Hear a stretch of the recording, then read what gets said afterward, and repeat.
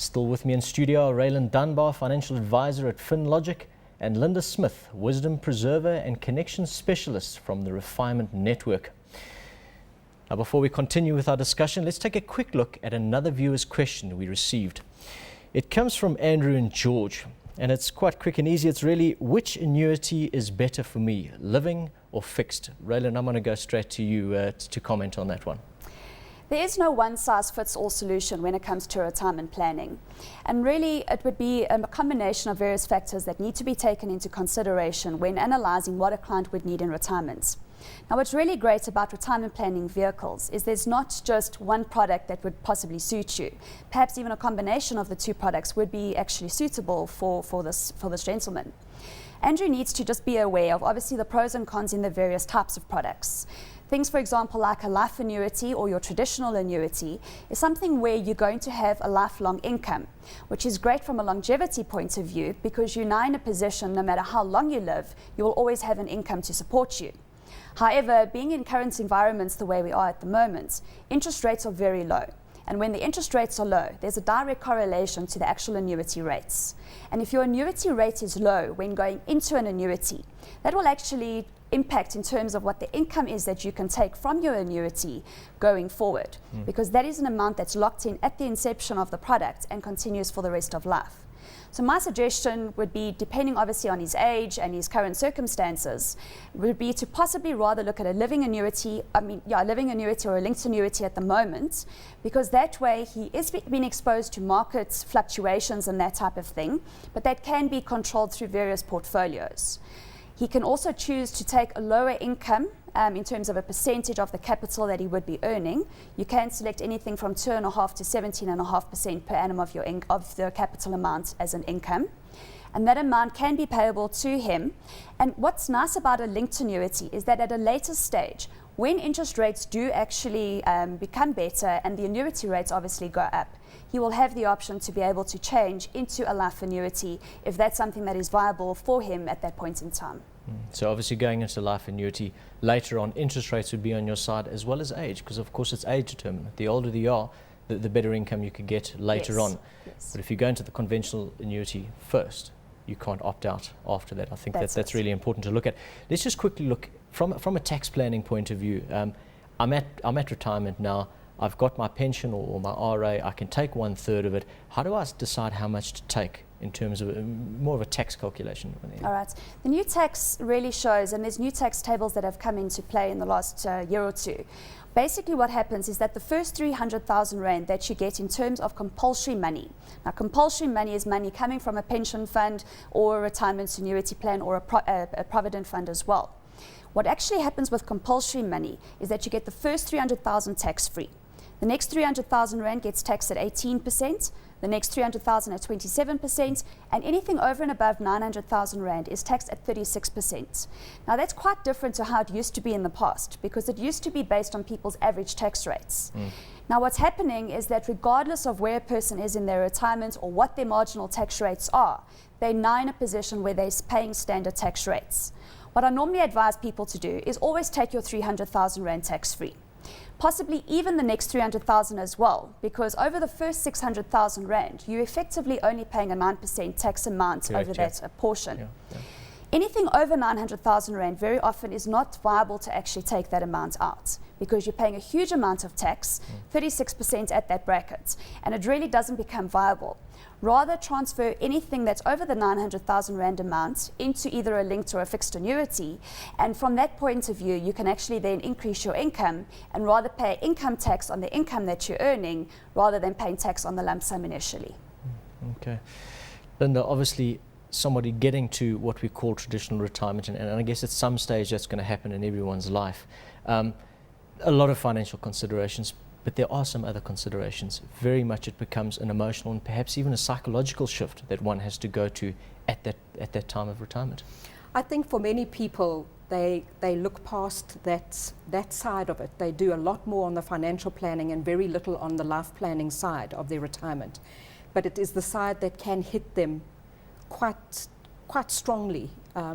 And so from a retirement point of view, there are 5 main things that people need to look to because work needs to be replaced in your life. Obviously, the first thing that needs to be replaced is the money, and hopefully that will come via your investments, or a combination of some other kind of work that you're passionate about. It might be portfolio, consulting, virtual work on your computer. So that's the first one.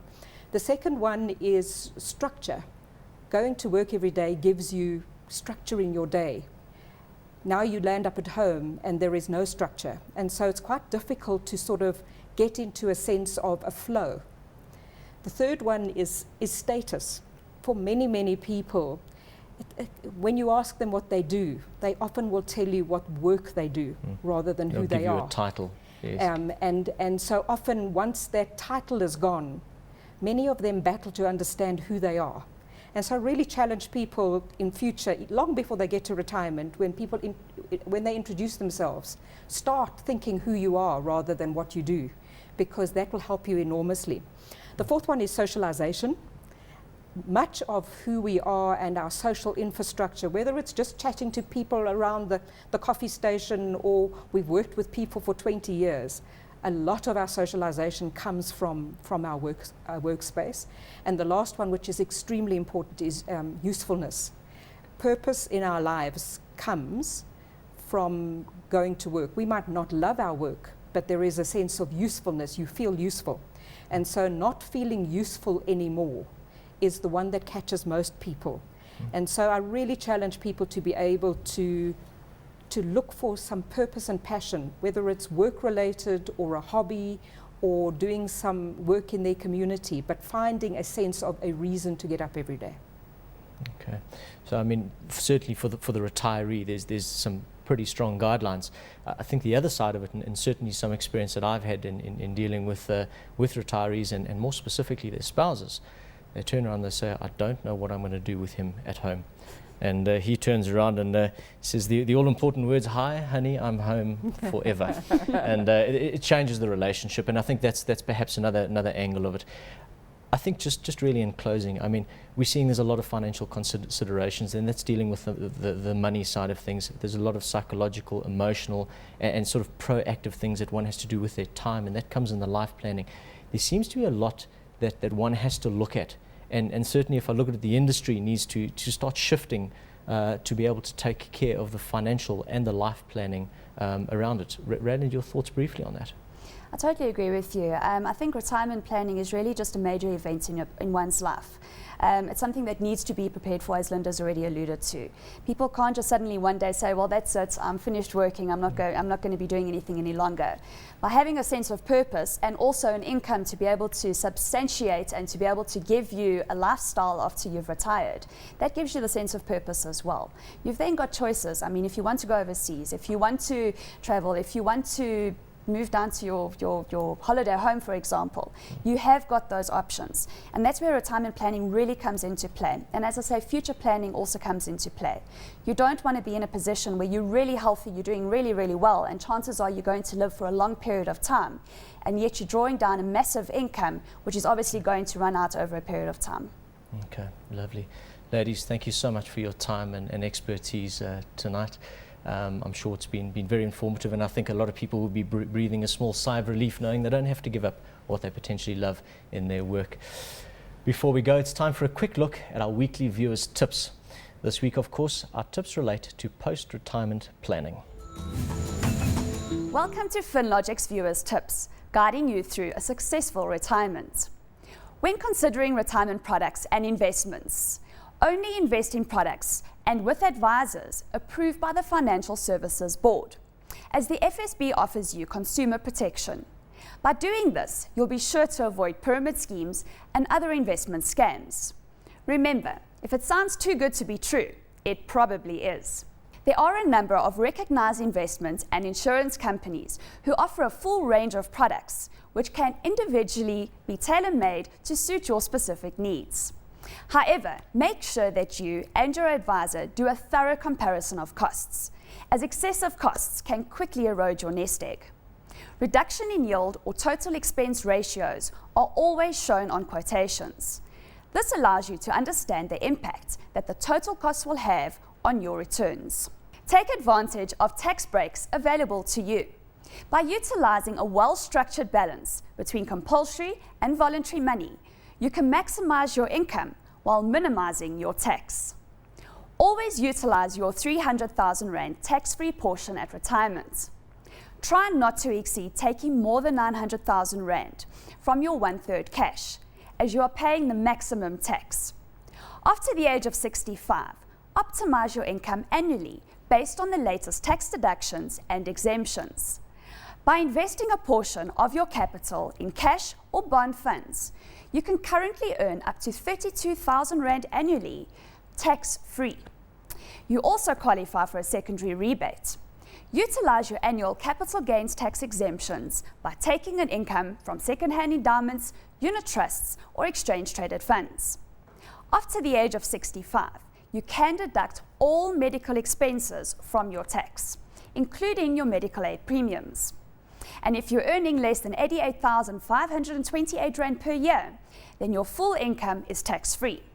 Remember, if you're married, you can effectively double these exemptions and rebates. Due to the latest changes in legislation, retirement annuities can now be used in retirement to reduce your tax. You can remove assets from your estate by investing lump sums into RAs. This will create a tax saving in terms of estate duty fees, executor fees, capital gains tax, and donations tax. So speak to a FinLogic financial advisor to help you optimize on these savings. Retiring does not have to be a death sentence. Make your golden years the best of your life through ongoing careful planning.